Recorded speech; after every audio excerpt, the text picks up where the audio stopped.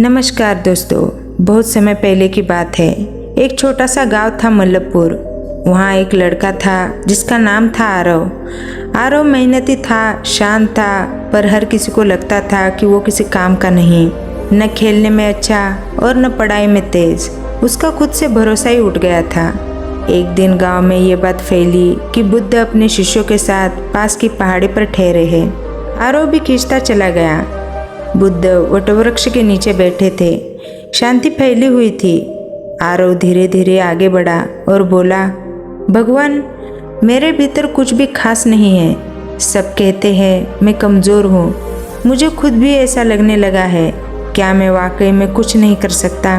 बुद्ध ने गहरी आंखों से देखा और मुस्कुराए और बोले, वत्स, क्या तुम मेरे लिए एक काम कर सकते हो?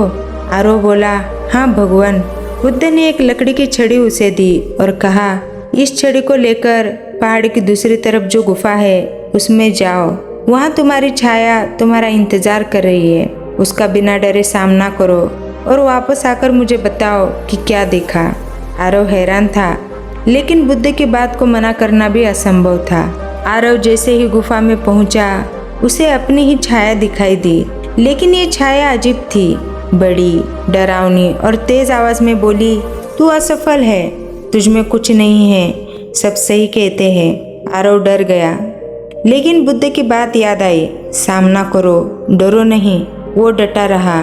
छाया और जोर से चिल्लाई, लेकिन इस बार आरव ने धीरे से उत्तर दिया।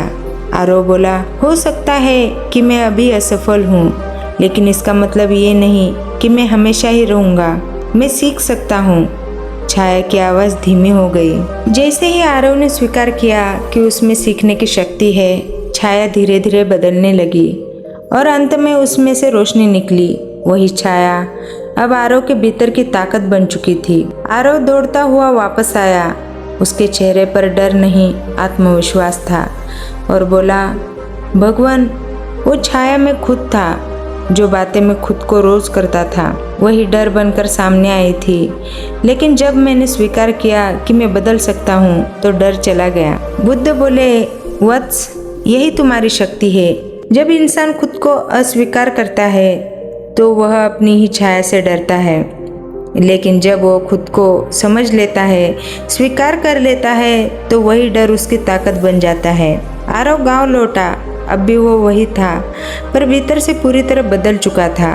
उसने पढ़ना शुरू किया, दूसरों की मदद करने लगा। धीरे धीरे वो गांव में सबसे बुद्धिमान युवा में गिना जाने लगा। इस कहानी का संदेश ये है कि तुम्हारे भीतर वो शक्ति है जो तुम्हारे डर से बड़ी है।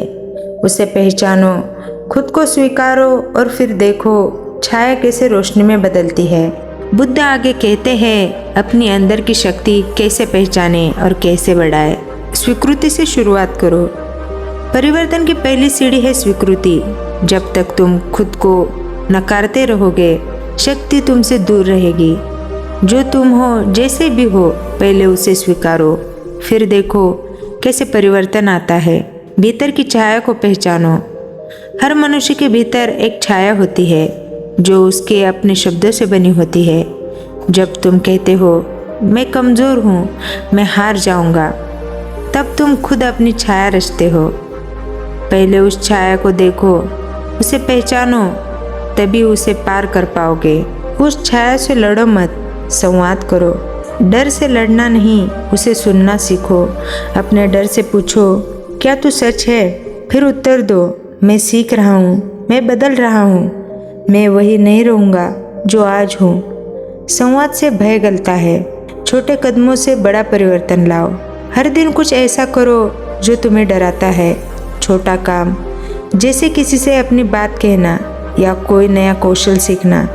ये छोटे छोटे कदम ही भीतर की शक्ति को जगाते हैं। ध्यान और आत्मनिरीक्षण अपनाओ। मन की गति तेज है, पर ध्यान उसकी लगाम है। दिन में 10 मिनट स्वयं में डूबो। शांति से बैठो, सांस को देखो और खुद से पूछो, मैं कौन हूँ? उत्तर भीतर से आएगा और वही तुम्हारी शक्ति है। सकारात्मक संगति में रहो। जैसे खराब हवा से दीपक बुझ जाता है, वैसे ही नकारात्मक संगति से आत्मबल बुझता है। ऐसे लोगों के पास रहो जो तुम्हें गिराते नहीं बल्कि तुम्हारे भीतर की लौ को हवा देते हैं। सेवा करो और शक्ति बढ़ाओ। जब तुम किसी और का बोझ हल्का करते हो तब तुम्हारा मन भी हल्का होता है। सेवा वो आईना है जिसमें आत्मा अपनी शक्ति पहचानती है। तुलना छोड़ो, अपनी यात्रा देखो। जब तुम दूसरों से खुद की तुलना करते हो तो तुम अपनी राह छोड़कर उनके राह पर भटकने लगते हो। याद रखो, हर आत्मा की गति अलग है। खुद को उसी रूप में देखो जैसे बीज एक दिन वृक्ष बनता है। हर हार को शिक्षक समझो, शत्रु नहीं।